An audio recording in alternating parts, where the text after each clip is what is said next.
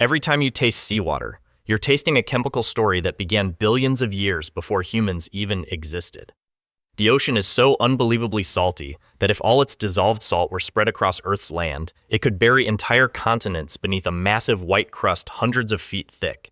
Yet somehow, despite billions of years of rain, rivers, volcanoes, and underwater eruptions, the ocean's salinity has remained strangely balanced. So where did all that salt actually come from? Did Earth's oceans begin salty from the start? Or is the sea slowly collecting the dissolved remains of mountains, ancient volcanoes, and even the planet's own crust? The answer is far more dramatic than most people realize, because the ocean isn't just water. It's a 4 billion-year-old chemical archive of Earth itself. At first, it seems logical to assume the ocean became salty because salt somehow formed directly inside the sea. But surprisingly, the story actually begins high above the Earth, inside rain clouds. Rainwater may look perfectly clean, but chemically, it isn't completely pure. As water falls through the atmosphere, it absorbs small amounts of carbon dioxide gas from the air. This creates a weak chemical known as carbonic acid. It's mild, far weaker than dangerous industrial acids, but over enormous periods of time, it becomes incredibly powerful. Because every time rain falls onto rocks, mountains, and soil, a slow, invisible reaction begins. The slightly acidic water gradually breaks down tiny amounts of rock through a process called weathering. Piece by piece, the Earth's crust releases dissolved minerals into the water. Among those minerals is sodium, one of the key ingredients needed to create salt. And this process has been happening non-stop for billions of years. Tiny streams carry those dissolved minerals into rivers. Rivers carry them toward the oceans. And eventually, almost all of it ends up in the sea. But sodium alone isn't enough to explain ocean salt. The other major ingredient is chloride. And unlike sodium, chloride has a far more violent origin story. Billions of years ago, Earth was a far more chaotic planet filled with massive volcanic eruptions. Ancient volcanoes blasted enormous quantities of gases into the atmosphere, including chlorine-containing compounds that eventually dissolved into the oceans. Over immense stretches of geological time, the sodium washed down from continents mixed with chloride in seawater, forming sodium chloride, the exact same chemical compound people use today as table salt. In other words, every wave in the ocean contains tiny dissolved traces of ancient mountains and prehistoric volcanoes. But this raises a strange question. If rivers constantly carry dissolved minerals into the ocean, why don't rivers taste salty too? At first glance, rivers seem completely different from the ocean. Fresh, clean river water tastes nothing like seawater, so it's easy to assume rivers contain no salt at all. But that's actually not true. Rivers do carry dissolved salts and minerals. In fact, every river on Earth is constantly transporting tiny amounts of sodium, calcium, magnesium, and many other dissolved elements toward the sea. The reason we can't taste it is because the concentration is extremely low. Human taste buds simply aren't sensitive enough to detect such tiny amounts in flowing freshwater. And that difference comes down to one crucial fact. Rivers move on. Ocean water mostly stays. A river is like a conveyor belt. Water continuously flows downstream, eventually emptying into lakes, seas, and oceans. The dissolved minerals don't remain concentrated long enough to build up. But the ocean works differently. The ocean is Earth's ultimate collection basin, the final destination for water and dissolved minerals, carried from nearly every continent on the planet. And once those minerals arrive, something important happens. The water can leave. The salt cannot. As sunlight heats the ocean's surface, water evaporates into the atmosphere and rises to form clouds.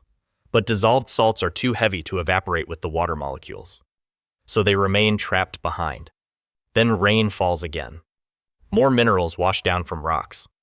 More rivers carry them into the sea. More water evaporates. And once again, the salts stay behind. Over billions of years, this slow planetary cycle acted like a giant natural concentration machine. Tiny traces of dissolved minerals accumulated gradually until the oceans became intensely salty. Drop by drop. River by river. Century after century. The modern ocean became a vast mineral reservoir built over almost the entire history of Earth itself. But rivers and rainfall are only part of the story, because some of the ocean's chemistry comes from somewhere far more extreme. Deep beneath the seafloor, in places where Earth itself is still tearing open. Far below the ocean surface, beyond sunlight and human sight, the seafloor is far more active than most people imagine. The bottom of the ocean isn't calm or motionless. In many regions, Earth's crust is cracked open by enormous geological forces, and through those fractures, seawater slowly seeps deep underground. As the water travels downward, it encounters rocks heated by magma rising from inside the planet. Temperatures become extreme. The water becomes superheated under intense pressure, triggering violent chemical reactions between the hot rock and the seawater itself. And this transforms the water completely. Some minerals are stripped out. Others are absorbed directly from Earth's crust. The result is a highly mineral-rich fluid, carrying dissolved chemicals from deep inside the planet. Eventually, this superheated water blasts back into the ocean through hydrothermal vents, often called black smokers, because of the dark mineral clouds they release into the sea. These underwater vents look almost alien. Towering black plumes rise from the seafloor like giant chimneys, pumping chemically altered water into the surrounding ocean non-stop for thousands of years. But these vents do something even more fascinating. They help regulate the chemistry of the ocean itself. Rather than simply adding salt randomly, hydrothermal systems constantly exchange minerals between seawater and Earth's crust. Some elements are removed from the ocean, while others are added back in. In many ways, the deep ocean behaves like a gigantic planetary chemical refinery, operating silently beneath the waves. And this leads to another mystery. If rivers, volcanoes, and hydrothermal vents have been adding dissolved minerals into the ocean for billions of years, why hasn't the ocean become endlessly saltier? Why didn't it eventually turn into one giant liquid salt lake? The answer lies in a delicate balance Earth has maintained for unimaginable lengths of time. It may seem like the ocean should become saltier forever. After all, rivers continuously deliver dissolved minerals into the sea every single day. Volcanoes and hydrothermal vents also keep contributing chemicals from deep inside the Earth. So why hasn't the ocean turned into an impossibly concentrated salt soup after billions of years? Because the planet has another process working quietly in the opposite direction. While minerals constantly enter the ocean, other natural systems are constantly removing them. Many sea creatures absorb dissolved calcium and other minerals to build shells, skeletons, and coral structures. When these organisms die, much of that material sinks to the seafloor, where it can eventually become trapped inside sediment and rock. Meanwhile, tectonic activity slowly locks certain minerals into Earth's crust over enormous geological timescales. And in shallow coastal regions, ancient seas sometimes evaporate completely, leaving behind enormous salt deposits and salt flats. Some of the salt humans mine today originally came from prehistoric oceans that disappeared millions of years ago. In other words, Earth continuously recycles ocean minerals through a massive planetary balancing system. What enters the sea is gradually balanced by what leaves it. That balance isn't perfectly constant. Throughout Earth's history, ocean salinity has risen and fallen at different times, depending on climate, volcanic activity, and tectonic changes. But overall, the ocean has remained surprisingly stable for immense stretches of geological time. And that stability helped make life on Earth possible.